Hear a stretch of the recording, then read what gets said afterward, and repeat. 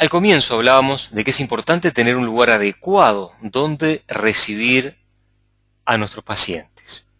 Un lugar adecuado donde ellos se sientan cómodos y nosotros también nos sintamos cómodos, obviamente, para que pueda existir un estado de armonía entre los dos. A ese estado de armonía le vamos a llamar estado de rapport, ¿sí? Sintonía. El lugar adecuado puede ser una habitación que esté destinada para eso o no, pero que esté adecuada para la consulta floral. Aquí lo ideal sería tener 2 sillas o 2 sillones. Si son cómodos, confortables y brindan contención, sería lo más adecuado. No poner nada entre medio del paciente y nosotros, ¿sí? Y, por ejemplo, algo que no debería hacerse sería atender detrás de un escritorio. Ahí ponemos una barrera.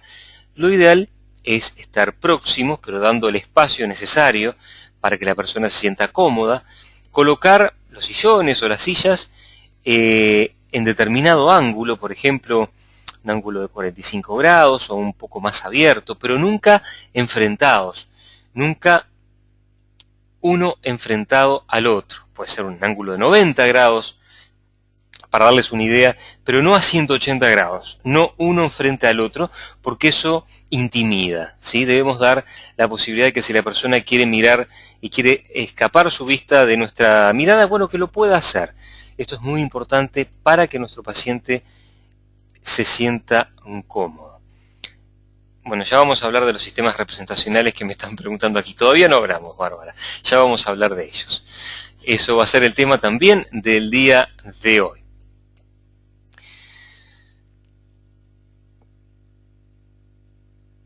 Bueno, por supuesto que el lugar adecuado también, y la forma adecuada de recibirlos, esto debe incluir un lugar donde no existan interrupciones. No podemos interrumpir nuestra charla y ponernos a hablar por teléfono, por ejemplo, en medio de la entrevista, o interrumpir y salir de la habitación. Bueno, uno tiene que estar dedicado a esa persona y estar abierto a escuchar. Por lo tanto, es importante la privacidad, que el paciente se sienta cómodo en un lugar donde le dé la garantía, la tranquilidad de que no es escuchado ni observado por otras personas.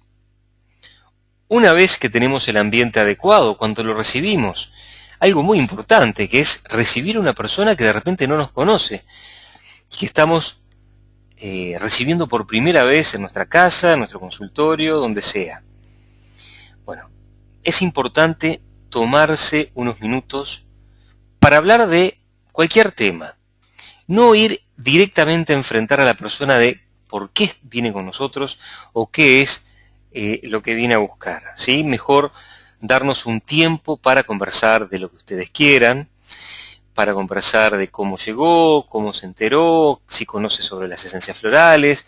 Bueno, ustedes tendrán el tema para conversar y luego que hayan entrado en cierta sintonía, comenzar a profundizar sobre qué es lo que lo trae con nosotros. Esto es muy importante.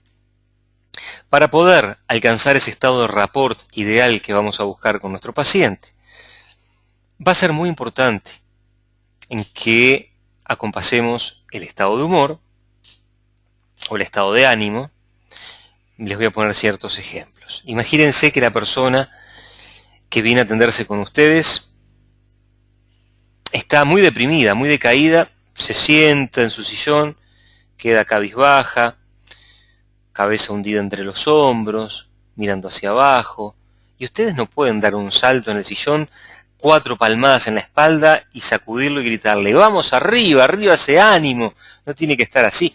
Bueno, eso sería obviamente una situación exagerada, pero cuando me refiero a compasar el estado de ánimo, es que si una persona viene con sus revoluciones bajas, por decirlo de alguna manera, nosotros vamos a tener que hablar de una forma calma, ¿sí? Ir en un estado paso a paso, no crear un abismo entre el paciente y nosotros.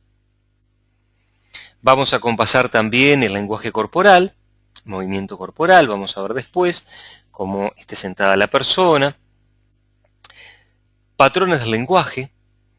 Vamos a tratar de acompasar también cómo habla, acompasar sus creencias y opiniones. Esto va a ser muy importante para, por ejemplo, trabajar con metáforas y poder ayudarlo a encontrar soluciones a su problema, o por lo menos darle ánimo. Y bueno, respiración y sistemas representacionales que vamos a ver en unos instantes.